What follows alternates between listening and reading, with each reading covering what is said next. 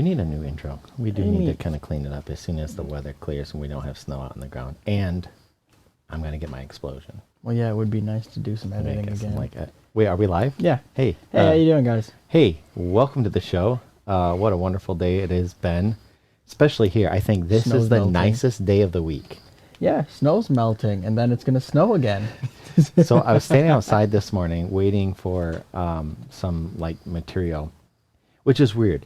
I'm at this supplier, right? All right? And I am the only customer there. I'm the only one in the parking lot. I called 15 minutes in advance and told them I was coming, so they had time to get my stuff. Yeah. And I'm standing out there for 20 minutes, and no one showed up. And they knew I was there. And they knew you were there. So 35 minutes to get some stuff. So I'm standing outside, and I'm with another guy. And the other guy he works as a builder. So he's been working outside in the sub-zero temperatures, like he's part Alaskan husky dog or whatever, right? And so he's outside, and he's just so nice. He's like, "Oh man, this weather's so beautiful," and I'm like, yes, the weather's pretty good. It's not that cold. It's 32 degrees outside. Yeah, that's literally freezing. That's the freezing temperature of water. Your point? The human it's not body. The freezing temperature of human. The human body temperature is 98 degrees. So 30 degrees is what, you're 40, 50, you're 65 70, degrees 80, off. 90, almost 70. Yeah. Almost 70 degrees below body temperature. That's cold. It's fine. Yeah. There's nothing. It's the weather. That being said, it's not 11 degrees or 4 degrees. And I think it's supposed to drop to 4 degrees or something. It's supposed to drop a lot cooler. So I know. Ooh, new person. Hey. New person. Cute as ducks. Hello. Yes. Welcome to the show. How you doing? Welcome to the show. Hopefully you can. We're a small time show, but we just nailed 290 followers, I think, today. Oh, so in my 4 years on Twitch, and most of which I've done modding, I just now realized that if you're on the mod page, instead of refreshing the entire channel, you can refresh this specifically. Nice. Just I never realized noticed. that. Never noticed. Didn't notice that either. We really appreciate Cute as Ducks. Hopefully you stick around. We've got some good news coming up, and that's what the program's all about.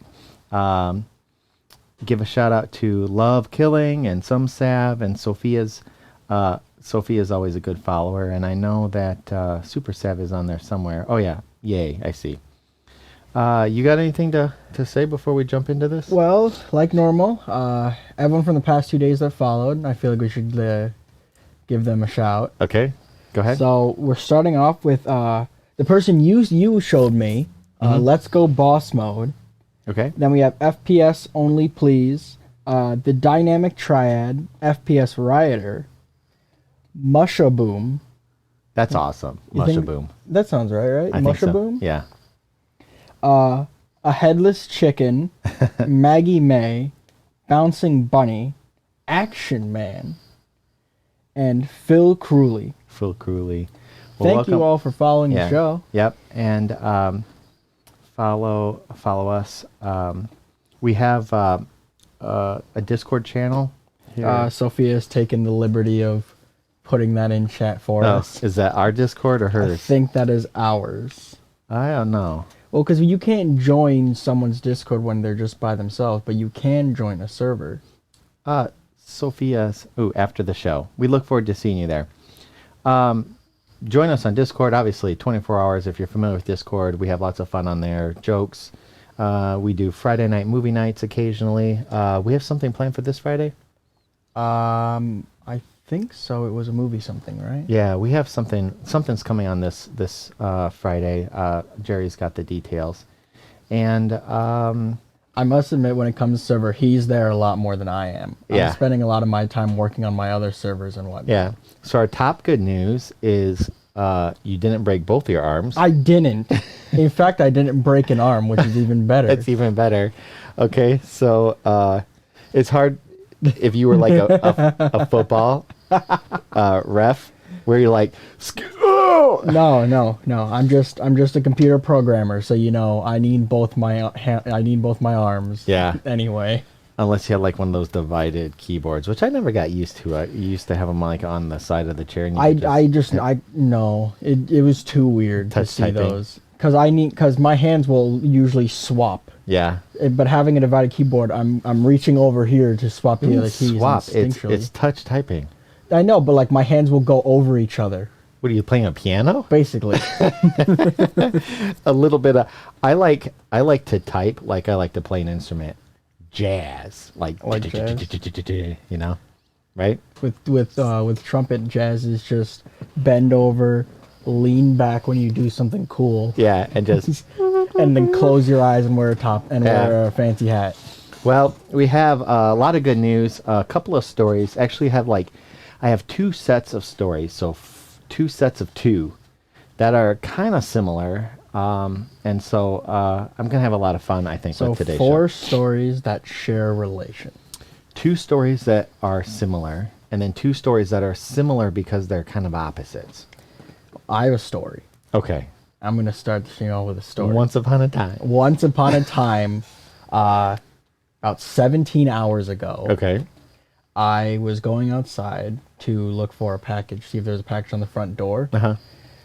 There were squirrels running along the power lines that run and connect to the house. Yeah. One of the squirrels saw me, stopped, fell off the power line, grabbed it, and flipped over and landed on a bush, on the honeysuckle bush at the edge of the yard. See, and just scampered off. One day, there used to be this thing, although you look like a total weird person wearing it. It looked like a Bluetooth headset, but it attached to your glasses, and it pointed straight ahead, and it would record everything. So when something cool like that happened, if you press the button, it would go backwards like 60 seconds or 30 seconds, kind of like Xbox. Yeah. And it would record the whole thing, but it was a little white thing, and I wanted to get one, but I was like, I'm going to walk around people that think I'm weird. So there's a reason for my story. Okay. Today is National Squirrel Appreciation Day. And we can appreciate them a little bit more. Just that little bit more. That little bit more. That's cool. Even no matter how cool that squirrel's flip was, no flip was cooler than mine. I had no idea it was Squirrel Appreciation Day. Squirrel Appreciation Day. Yeah. You can thank my mother for that. Well, I'm not fond of squirrels personally. I think they're a little nuts. I had to throw it out there. I couldn't help it.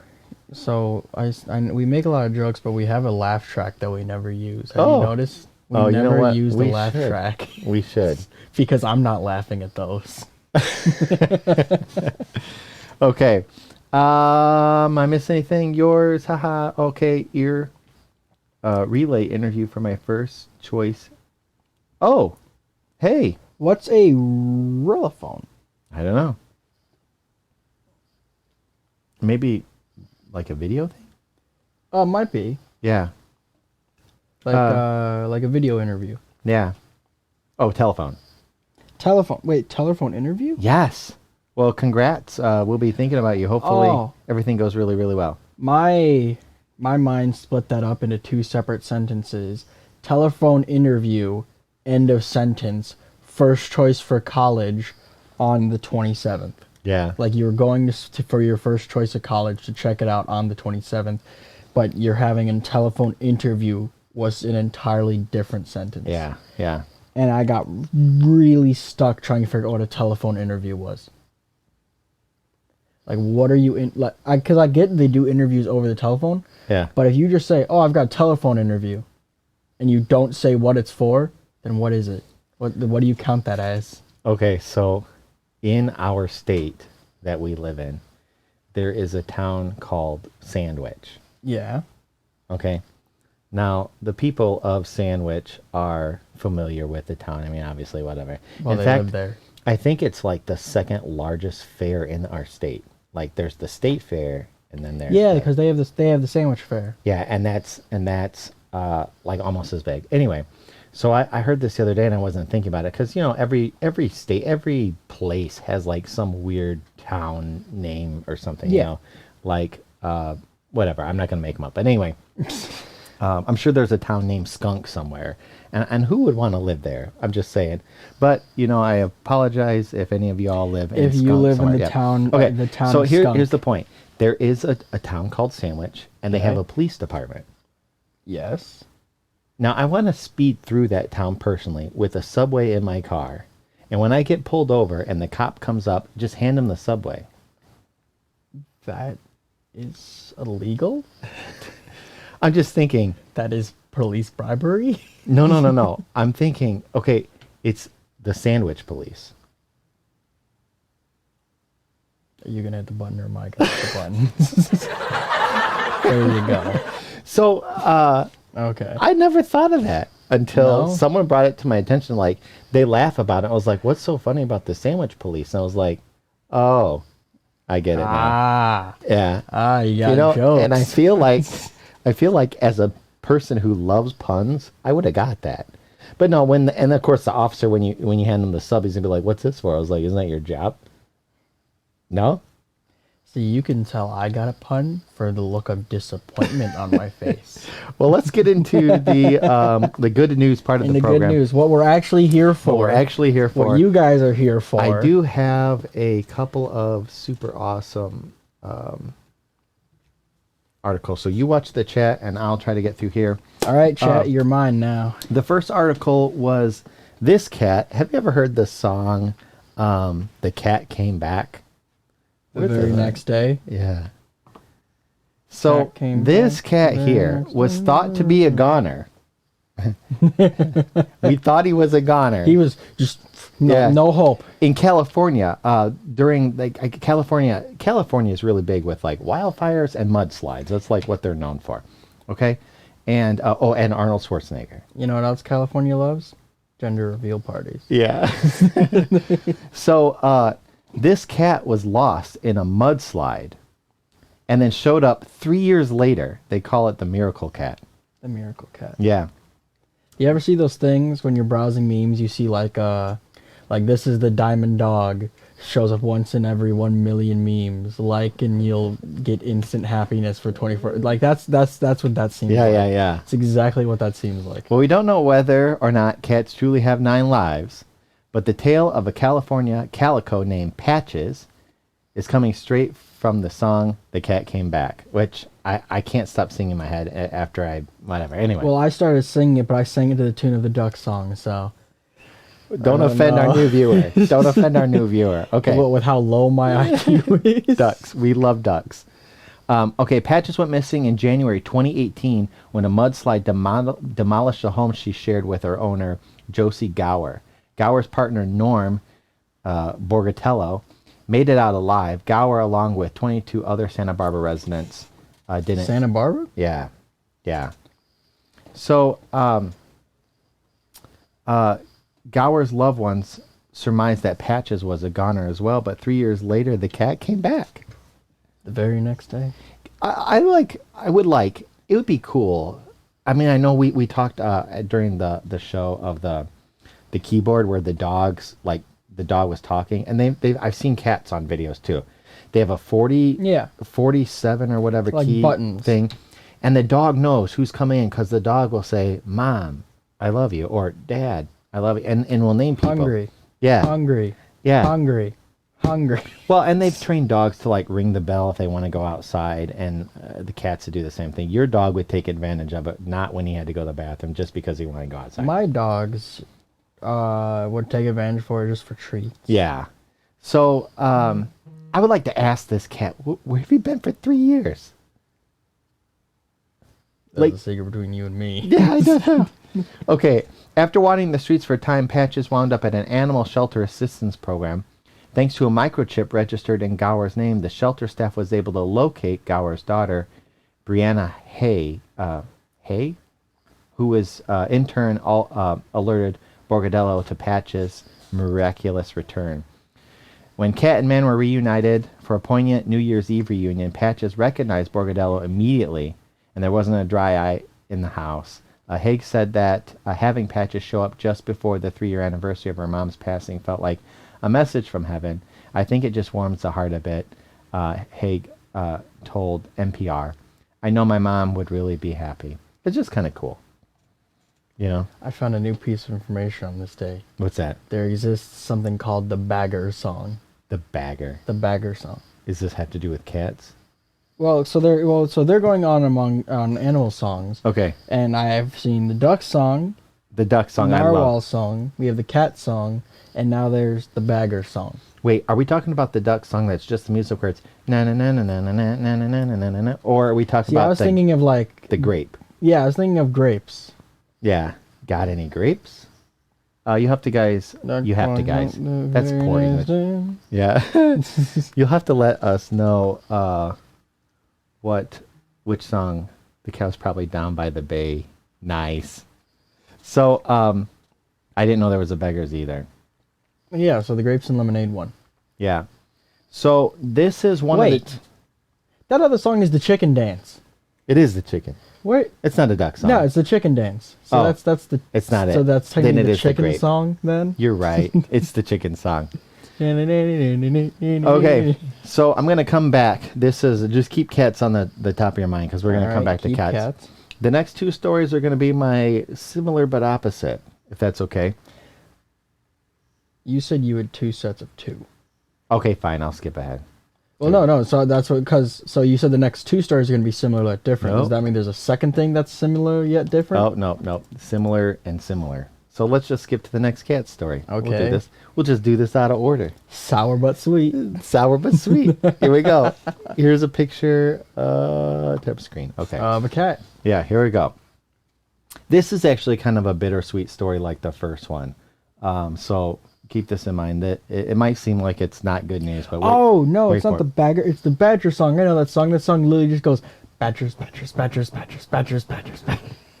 That's as good as the gummy bear song. Mushroom, Badgers, Badgers, Badgers, Badgers, Badgers. And all it is just a bunch of badgers just... You know what? Hold on a second. Okay, let's do this the proper way. Dyer's Content Corner. Go ahead. Badgers, Badgers, Badgers, Badgers, Badgers, Badgers. All right. Wow, I don't even know where to go. You don't know how to come back from that, do you? Not sure, exactly. Okay. A man found this tiny kitten buried in the snow. This cat right here in the picture. Okay. 32-year-old chief or chef. Chef. Sorry. Chief. The chief. Chief. The chief chef. Master chief. Master chef. No, Gordon wouldn't like that. 32-year-old Chief Pete McNabb. That's a tongue twister. Chief Pete McNabb. Chef Pete McNabb. Chef Pete McNabb. We need a doctor to unscramble your tongue. You know what? We need Rabbi Chef Pete McNabb, PhD. MD. Okay. Chef Pete McNabb was out for a walk in Scotland's one of their national parks. I'm not even going to try to butcher that one. With his baby son and a friend. It's okay. They spotted a group of sheep circling something, and as they drew closer, the animal scattered, revealing a tiny tabby kitten lying in the snow in rural Davaway. The feline was unable to get on its feet. It looked freezing, and its coat was all matted with snow. Not wanting to leave the creature in difficulty, Pete's friend Peter carried it 3 miles back to town. He noted its claws were like miniature razors, and the pair joked that the little creature must have been a Scottish wildcat.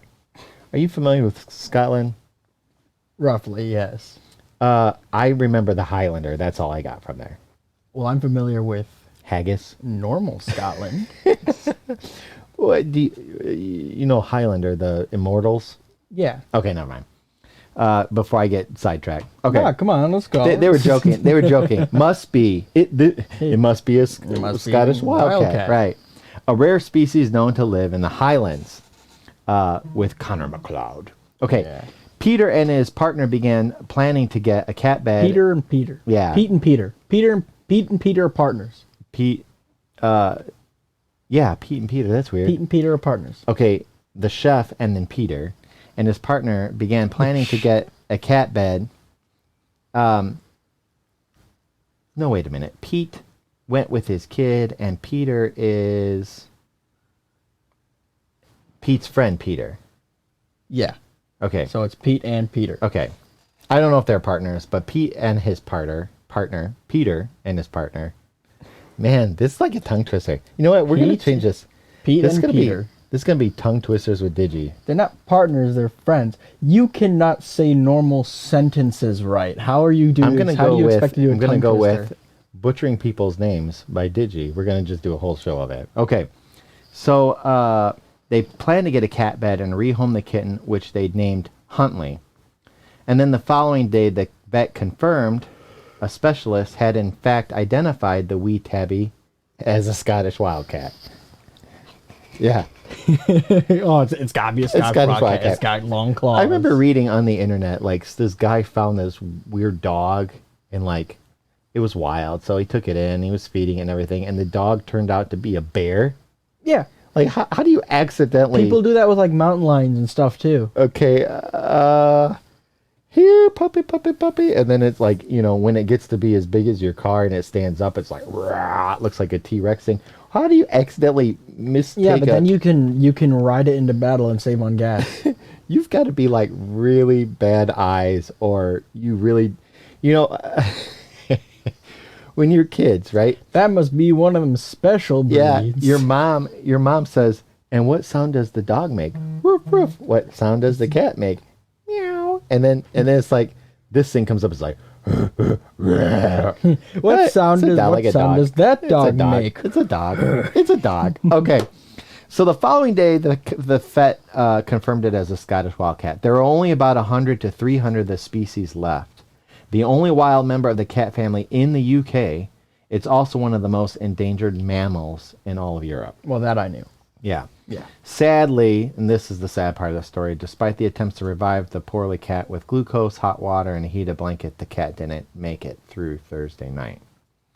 Because of their bond with the kitty, though, Peter and Peter, you're right. Peter and Peter. Not Pete and Peter now. Peter and Peter. Have since begun a fundraiser to raise money for a charity helping other wildcats, which has raised more than 5,000 pounds, which is about $6,800 of our money, okay?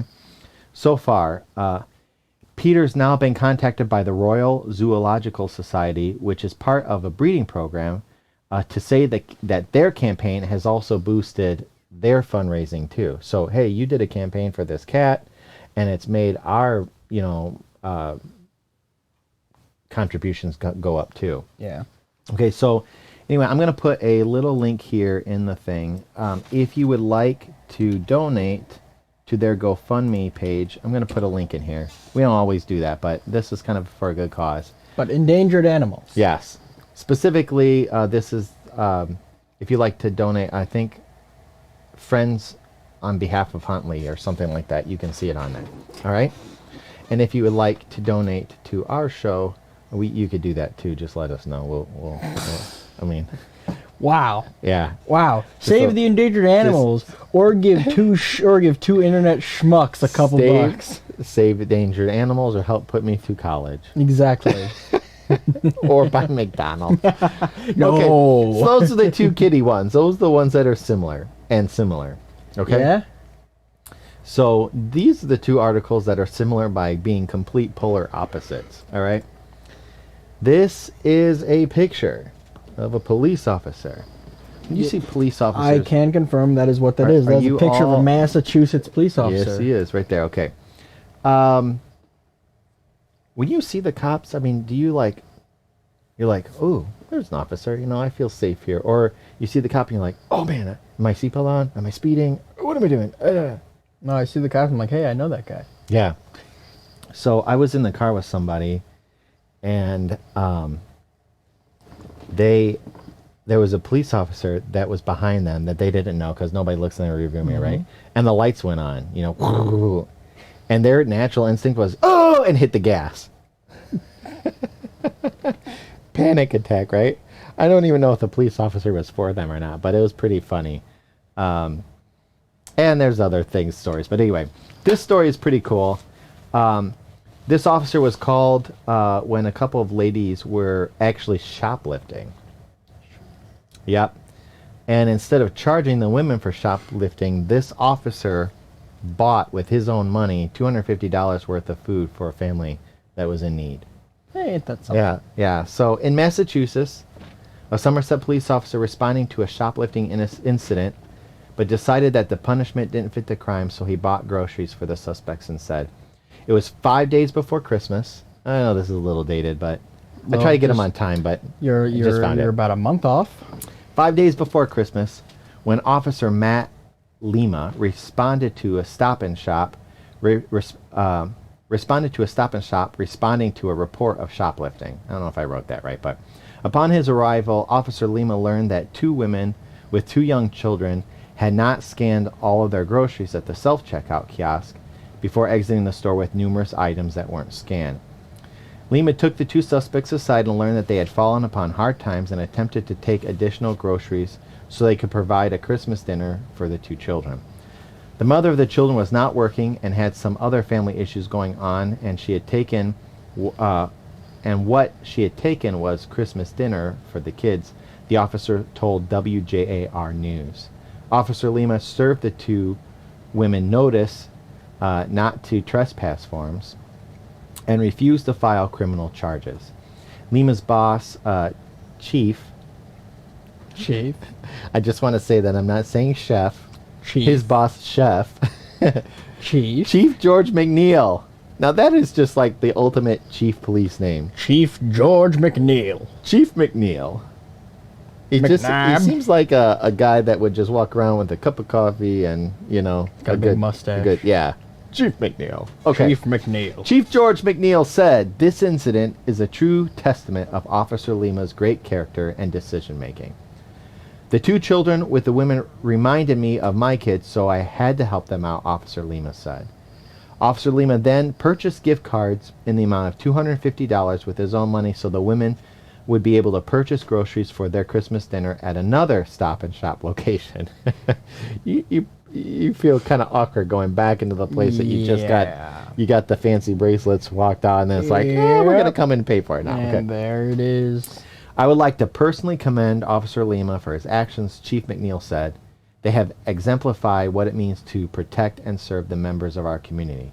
When faced with a difficult situation in which a family was trying to provide a meal for their kids, he made the generous decision not to press charges and instead ensured that they would have a Christmas dinner they can enjoy." And that just gave me the warm and fuzzies. Yeah. I think cops get a bad rap, and maybe it's and it might not be in the UK. It might be just here. Cops have gotten a lot of a bad rap recently. I do have Woodworks project at home. Okay, so let's see if what I'm missing here. I have no idea what to make. Well, if you go to one thing, yeah. So, yeah. Okay, so they're talking about that. So yeah, I know that like here, we had riots all through America. Peaceful. Yeah. Protests. Oh, peaceful, violent protests. Yeah.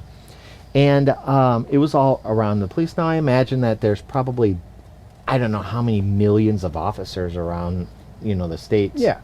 But you get like 1 or 2 that make the news, and then it looks bad. And so sometimes you just get this negative connotation that like, kind of like car salesmen. Yeah. They just get a bad rap. Are they all bad? No. Well, maybe car salesmen is a bad example because they probably are all bad, but I'm kidding. Okay, I'm kidding. Okay, so here is the exact polar opposite. Whoops. And there, it's a picture of some inmates. Okay. Cy Newton Green was a high school freshman when his world pretty much fell apart. His dad suffered a heart attack and needed a transplant. His mom was in an accident that impaired her vision. Both parents lost their jobs. Without their income, his future at Palma School, the private all-boys Catholic high school he attended, was in peril. But Green was about to get a helping hand he never expected from an unlikely source. A group of inmates at California's Soledad prison pooled their income from working jobs as prisoners, and with a little outside help, they raised most of Green's tuition to get him all the way through his sophomore year to graduation. All told, the sum was a whopping $32,000. See, this is why I don't understand private school. Yeah. It says they got most of his tuition, so they didn't even get all of his tuition. and it's still $32,000. Yeah. Well, yeah, but it's sophomore, junior, and senior. Why should it cost over $32,000 to attend 3 years of school? Yeah, you think anywhere? Well, actually, this is California, so I guess that's pretty cheap. That's probably that's cheap in California. Yeah. Yeah. Still, I imagine that, if I were the Catholic school dean or whatever, and I was like, all these prisoners like put together and they got it, and they got this kid through who's already on hard time, I would think this school would be like, we'll just let it slide. You know what I mean? nope. Just let him go. Money. Let him go. I smell profits. So here's the cool part, and this is what your mom is going to love. Yeah? The whole gesture was inspired by a book club. Well, I'm done with the show. Yeah. Have you ever been a part of a book club? Because I have not. Yes. Yeah? Okay, I see people are chatting. Oh no, I don't like school. Okay, so Jim Micheletti, an English and theology teacher at Palma School, launched a reading program at Soledad 7 years ago called Exercises in Empathy, and he never imagined the cascade of positive repercussions that would follow. In the program, Palma students and teachers met regularly inside the prison to discuss books with inmates. More than a simple exchange of ideas, it became an opportunity to change students' preconceived notions about inmates and offer prisoners a chance to step outside those stereotypes, which is kind of the point of having the cop and then the thing here. So Yeah. they go in thinking monster, right? Like these people deserve to be here, or, whatever, or don't touch the bars, or don't make eye contact, or whatever,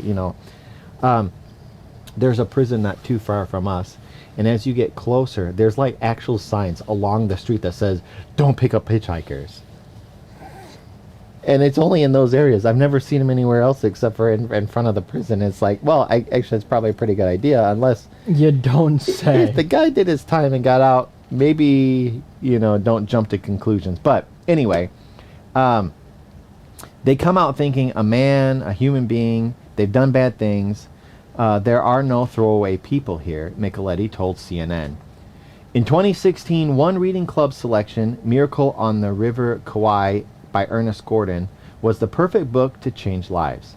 The story chronicles the transformation of a group of prisoners of war from a mindset of survival of the fittest to one of solidarity with one another and self-sacrifice. Jason Bryant, who was serving a 20-year sentence for his part in an armed robbery, finished reading the book and was so inspired by the story that he and his fellow inmate, Ted Gray, set out to emulate the book's example. A small group of men made a different decision, and they decided to look out for each other. Bryant and Gray also decided to channel their energy into creating a scholarship fund for deserving Palma student, and Cy Green, who excelled at his studies and sports, got the green line. For the next 3 years, Bryant and Gray worked behind prison walls to gather donations to finance Green's education. Most of the donations were small, but a steady flow paid off.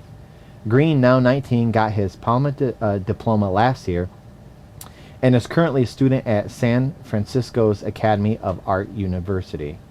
Bryant was granted clemency after serving 20 years and now serves as the Director of Restorative Programs at CROP, or CROP, a nonprofit that focuses on reducing the recidivism rate via training, career development, and stable housing. In a system where so many inmates are locked into a cycle of crime and punishment, Bryant found the key to lasting change was forged by helping other people. He embraced his second chance with a full heart. I don't know about redemption. I can say this, he told the Washington Post. I know that those of us who have truly transformed our lives are committed to adding value in any way that we possibly can. So, am I missing anything in chat? Oh, we're all set. I have a lot of work to do at home than I have this entire year at school. It looks like they're having side conversations, just making sure that they weren't talking to me. So I don't know. It's kind of a cool. You wouldn't think of it. So one teacher started a book club. They went to the thing. They helped out, and then it ended up, the prisoners helped out one of their students, get all the way through and got his diploma. So that's pretty cool. Yeah. Yeah, I don't know if I'm going to join the book club, but I will continue to read Audible. Fantastic. Whatever does you good. I feel like Audible's like my mom reading me a bedtime story, Yeah. And maybe in the car and, in the morning and through the day, just all the time. My mother is just constantly in my backpack just reading me a story. Yeah. Okay. You have anything to add or say? I mean, it's cool. Yeah. Prisoners doing the opposite of what prisoners are normally expected to do. Yeah. And actually help out. It's kind of cool. I still think it's a stupid amount of money. I would just think, here's the thing though. One cop does $250 and a couple of inmates raise $37,000. I mean, I know it's not a competition, but if it was, the prisoners are winning. Yeah, but the inmates raised that much. That was just one guy against a group of inmates. Okay. So, if you would you rather be helped out by a cop where you get $250 in your pocket, or would you be rather get help from like a bunch of hardened criminals and get 40 grand? The cop, because that's money for food, and I like food. Oh, you're so funny. You could spend I mean, it wasn't that it was gonna be for. Yeah, I guess you. It'd go for food. Do you want food or school? Food. Food or school? Okay, food. Food. Okay. I don't know. I have another one. Because at the end of the day, paying for school is cool and all, but there are things you can do without going to school. Yeah. Like? There Well, are people who are listening intently at this, yeah. right? Hardened criminals. Hardened criminals. I would too. 250 or 40. I would get the 40 and find a way to get a lot of school food. Like, there's books on pretty much anything. Yeah. You can teach yourself anything you want. With robotic mom reading you a nighttime story. Exactly. Yeah. Okay. Subconsciously implanted in your brain. Yes. You know what? I tried to do that subconscious thing where you just read through schoolwork and do it, and I couldn't. And I only struggle with one subject. It was history. And I just had zero motivation to remember that information at the time. It was like, I don't see this as important. I like history. Okay. History's great. Okay. So, you know the War of 1912? 1812? Okay, you know the War of 1812? Yes. How do you think that's going to impact your life decision on where you work or what you do when you work there? Well, if you're working in a museum for warfare. Is that what you're planning on working at?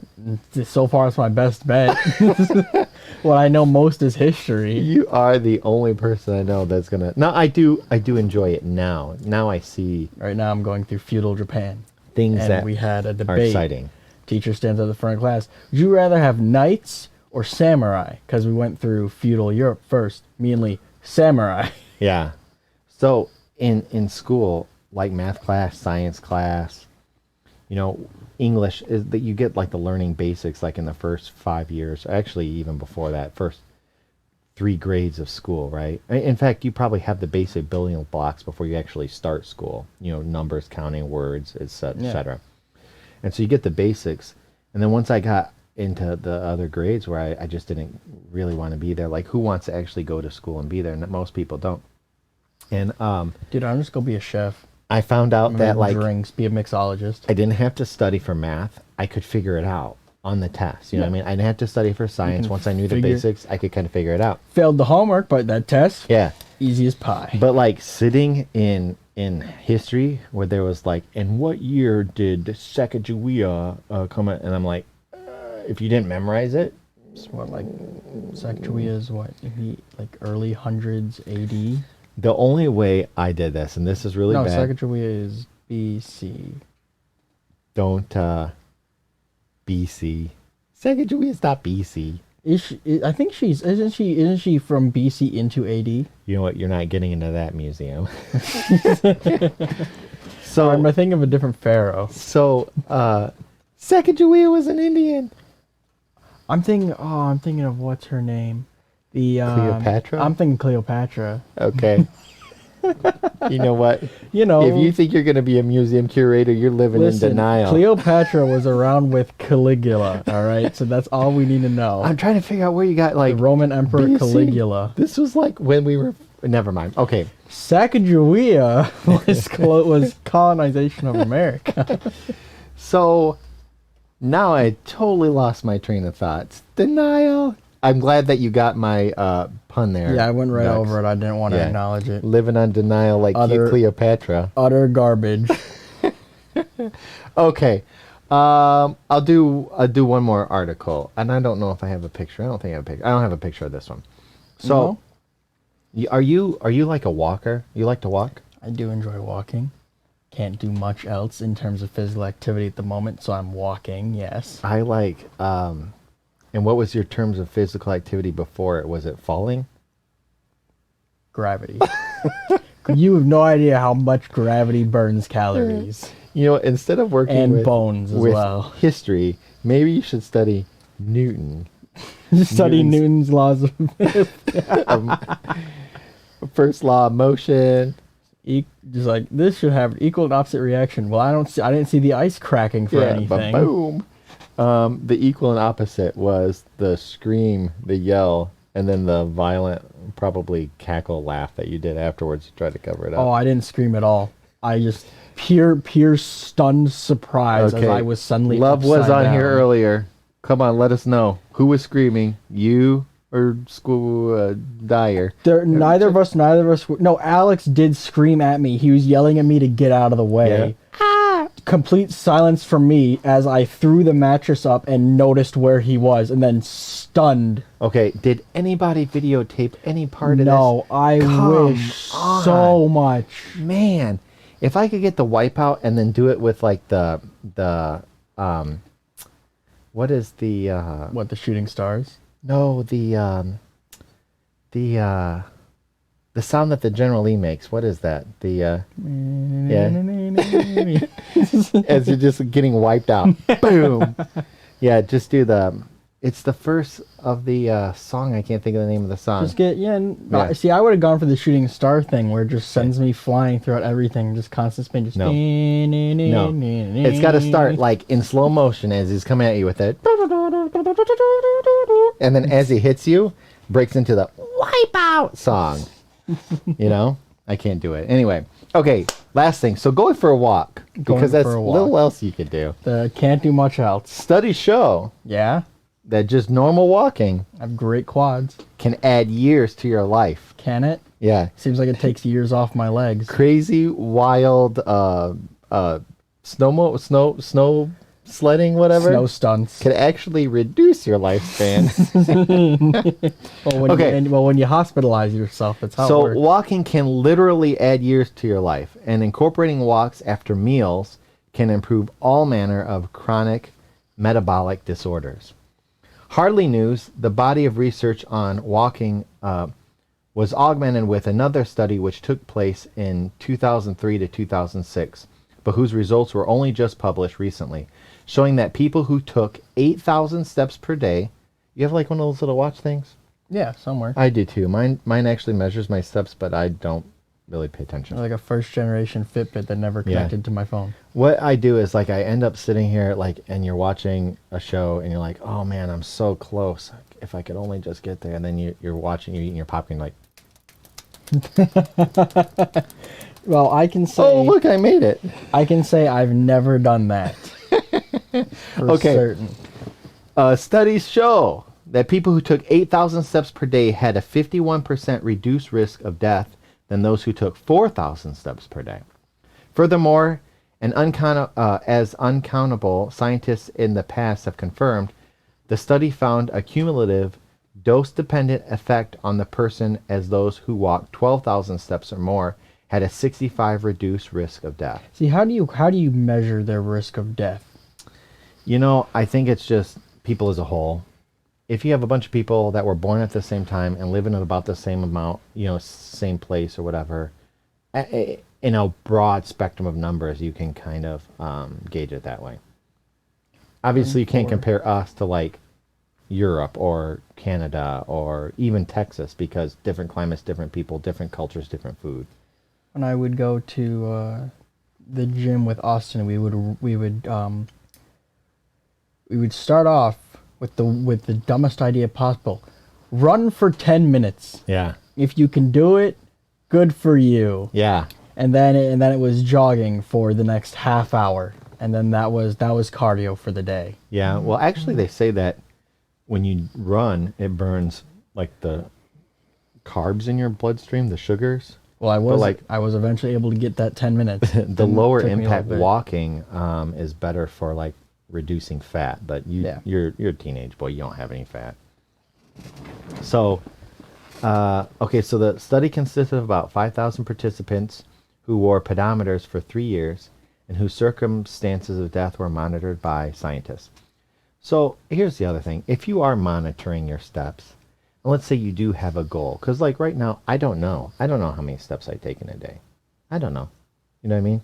Mm-hmm. I know my steps went down when I stopped doing sales and was in the office. So I went from like walking probably 10,000 steps to rolling an office chair back and forth 6 feet from the printer back to my thing. You know what I mean? And I don't know if it's the same amount of workout. Okay, so physical motion, not exercise in the traditional PE class sense, is the catalyst through which is born a strong, healthy body. The science practically begs the reader to start moving around more, as it is found the barest of minimums for participatory benefit.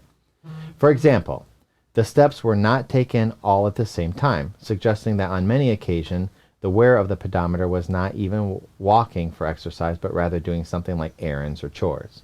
Yeah. So like what we do here. You're making dinner. You run to the table, you run to the stove, you set your Alexa, and then you go to the TV, and then you come back when it's boiling, and and that's good for you too. Okay. Not only was there no correlation of consecutive steps and lower mortality rate, but there wasn't even a correlation between step intensity and lower mortality rate, meaning that one doesn't even have to power walk like what you were doing. Jog all out for 10 minutes. You could. But if you just walked for the same amount of time, it was the same both ways. I think power walking would have been easier. Power walking would have been easier, yeah. So the science is quite clear. Walk and live longer. Exercise and live longer. The CDC estimates that 60% or 165 million Americans are living with one chronic disease, while 40% may be living with two. The cost of all this disease, according to functional medicine expert Chris Kressner, will equal national GDP by 2040. As shown in a number of studies, many of these chronic diseases can be improved simply by walking, especially after dinner or meal, which I don't do. That's my big downfall. I do walk, and I think I walk a fair amount, but right after eating, I don't, because you eat dinner and then you sit on the couch and it's Netflix and chill. My thing is a lot of times I have to wait for downloads and whatnot, and I just walk circles in my room. Yeah. Sit. You know what? I think that... Oh, you know what? I realize that we're live and they're probably watching. I have to be careful what I say. Be careful. There's one person... Family friendly. There's one person in my mind that I think it would be great if I just called her friends and told her, just call her tonight. Because she tends to like get the phone to her ear and then she just wanders through the house.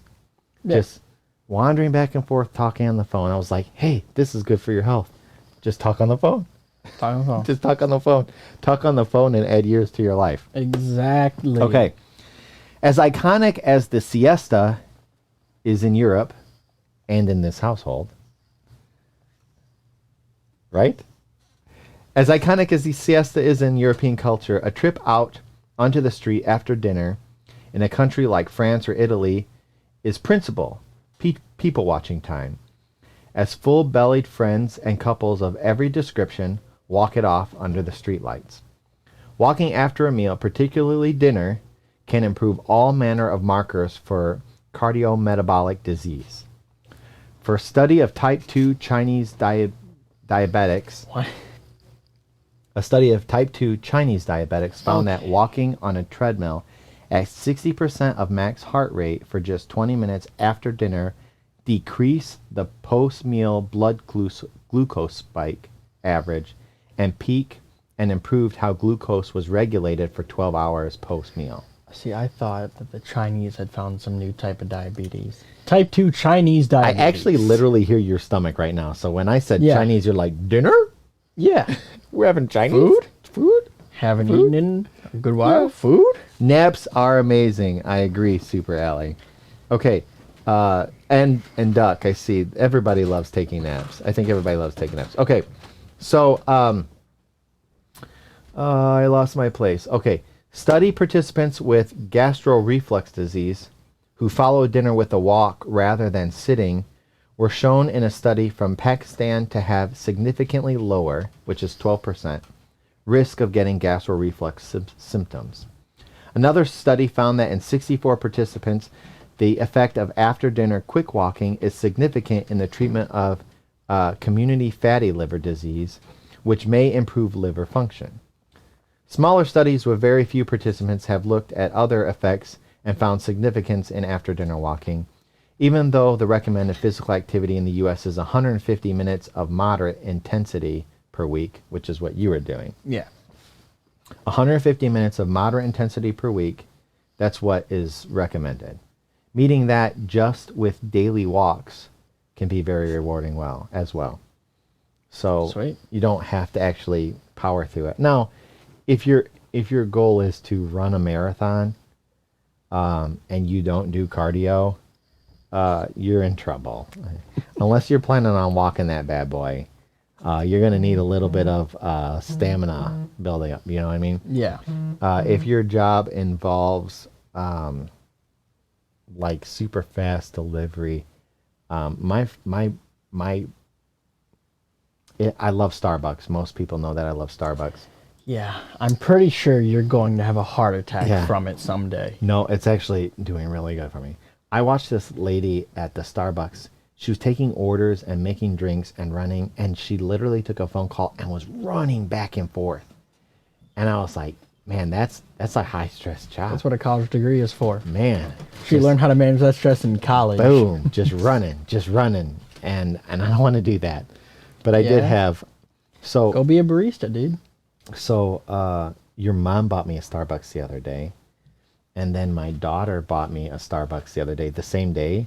And so the following morning, I combined them into a 12-shot drink. Oh.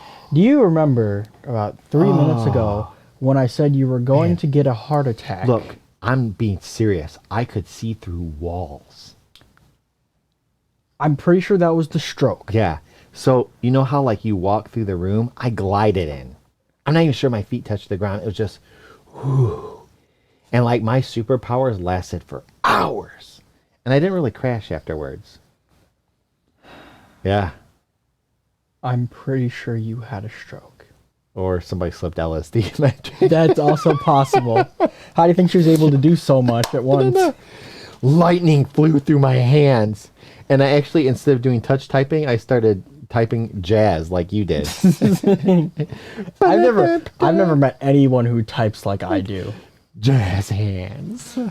Jazz hand. and we go like this. I've never seen people cross their hands while typing. How have you never seen... I've done that for years. It's ASDFJKL and you just touch type. They never cross. If I do it for my hands, sometimes I'll go to uppercase like P or something, and my right hand will shift under, hold down shift, and my left hand will shift over and hit P. You do know there's two shifts. Yeah, I've never used the right shift a day in my life. There are? There are two shifts on this thing? Oh! I actually just learned that today. I thought that was just a defective enter key. I legitimately learned that there was a right shift today. Keys popped up. I don't want to do this. Don't shut down the show. Okay. I forgot I had one in the fridge. Okay. So,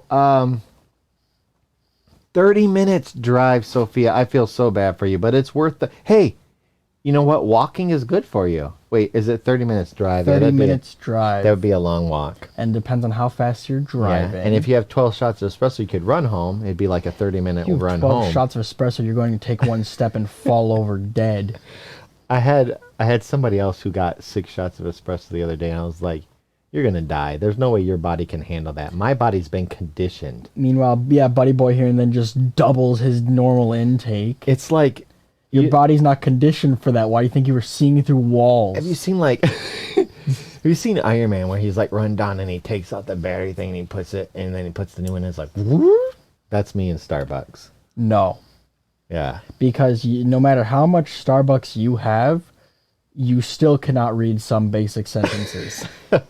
That's just being tongue-tied. Or, okay, so when you think, your brain is going, and my problem is here.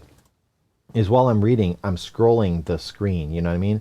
And sometimes your brain sees the letter, something of the word underneath it, and then I just combine them together to make new words. You have said words that don't exist and could not have come from anything near them. You know what? I'm going to drink 12 shots of espresso and just go and be an auctioneer sometime and be like, $5. Yeah, some 80, 89, 89, sold the man in the red hat. Yeah, sold. Okay, we are probably going to wind down the show. We have another show coming up on Tuesday. It's not really with good news, but we're going to do some crafts and stuff Tuesday at 4 p.m. Arts Central Time. Yeah, arts and then crafts.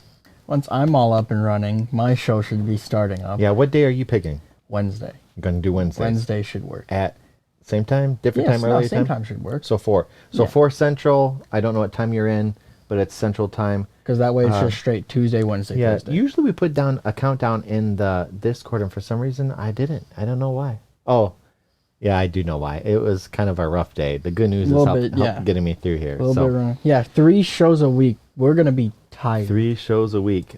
Yeah, I'm excited too. Actually, we're doing more. We're working our way up, but this is kind of a new show for us. So we're 3 shows a week. I have I have redesigns going for the show. I have editing that I'm doing, and I have a bunch of recordings to get done for the next 2 weeks as well. Yeah, a lot to do. Yeah, I would like to, in the next coming months, we're going to do just a whole improv night where we get 6 people up. We let the viewer pick what the content is about.